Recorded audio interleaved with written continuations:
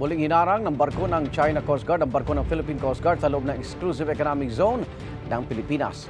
Batay sa video na kuha ng PCG, kitang patuloy na lumalapit ang CCG vessel 3302 sa kabila ng pag-radio challenge ng BRP Cabra. Nangyari po yung kahapon.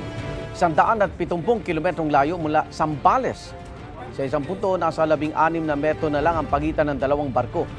Naiwasan naman daw ito ng barko ng Pilipinas ayon kay PCG spokesperson for the West Philippine Sea, Commodore J. Tariela. We should prevent China from normalizing itong illegal patrols nila, and we have to expose to the international community that it is the Chinese Coast Guard who is violating the international law every time they claim that they are conducting maritime law enforcement inside our own exclusive economic zone. Kahapon din na-monitor ng maritime security expert na si Ray Powell na dumikit ang isa pang barko ng China Coast Guard sa BRP Datu Bangkao ng Bureau of Fisheries and Aquatic Resources sa West Philippine Sea. May isa namang research vessel ng China na namataan sa Batanes. Hiningan pa namin ang pahayag ng China kaugnay rito.